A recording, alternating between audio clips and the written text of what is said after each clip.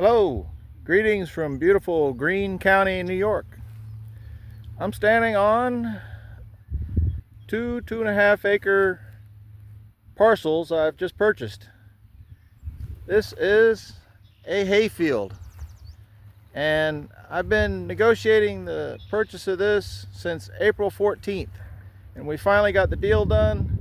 I went and applied for the deed transfer today, and I think all is going to be well here. Don't know exactly what I'm doing with the property yet, but I have ideas of building a sprawling ranch style home and a market garden, including a heated greenhouse, polytunnels to extend my growing season, as well as a farm stand on the corner, which is a somewhat busy corner, but not overly busy. And there's plenty of people in the area that are into good food. I'm sure fresh food. They would love to support a natural style farm. Just going to give a quick view of the layout. So my property line extends just past that tree, all along the tree line. That's a road, and then along this road all the way down to where that tree line starts, then it goes across within 50 feet of that house and over to that jumble of trees, and then back up here to that tree again. That farm over there, they own 200 acres here, and they sold these acres over here 20 years ago. They still farm that 100 acres over there, and these are all prefab homes, and they're built on poured concrete basement foundations 20 years ago. And they've continued to let that farmer farm all of this hayfield for free, I believe. And as far as I'm concerned, he can continue to mow my hayfield until I do something with it. The previous owner that I just bought this from put a little garden over here, which isn't much of anything.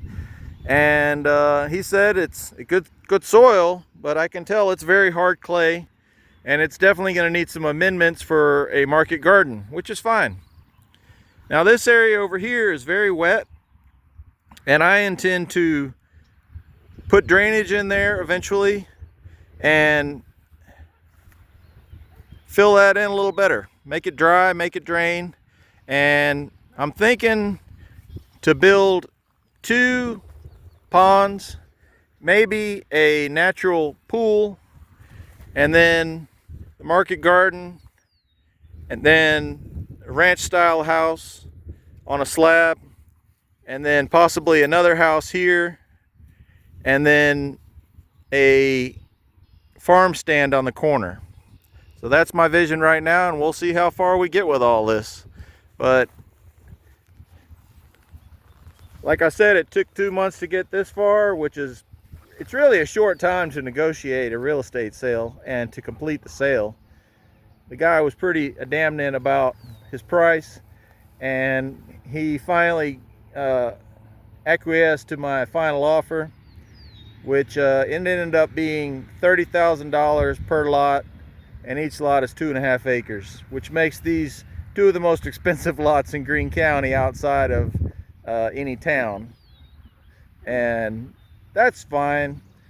I'm not planning on doing anything with this property. I'm going to hold on to it until it's worth what I paid for it, which is fine. I'm looking forward to hanging out here and developing this property. I have a tractor, I have a dump trailer, I have a lot of implements. I can work this land, and I already had a great experience with the highway superintendent. One of them came by, and we discussed making the major ditch out there a lot smaller. And I said, I want to make Greene County more beautiful, and this ditch is, it's 4 feet deep, and it doesn't need to be 4 feet deep to drain a 100-foot long area. And he said, well, basically we're not going to change that, and we're going to make you get a permit to put a culvert in. And I said, you know, I'm not sure you're following my vision. So I continued to tell him my vision and how I'd like to fill that ditch in and just make a little 6-inch ditch with natural stone and make it beautiful, make it to where if somebody accidentally drives off the road, they're not going to get killed in a 4-foot deep ditch. They're just going to go off the road.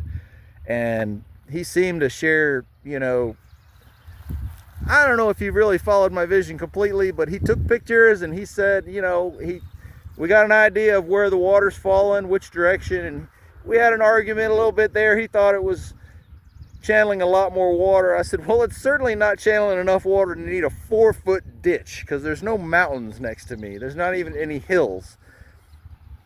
So he was very nice, and he said, I'll come out here and I'll shoot it, you know, with the transit and see what's falling where. And I said, well, that'd be wonderful, because from what I'm seeing, it doesn't look like there's much draining down that ditch at all, and we can make it look a lot better.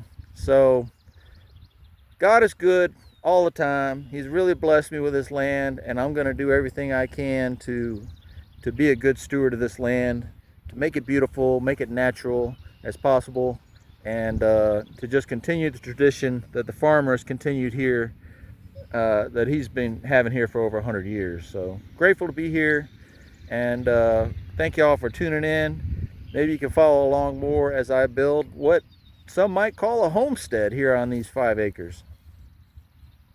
Talk to you later.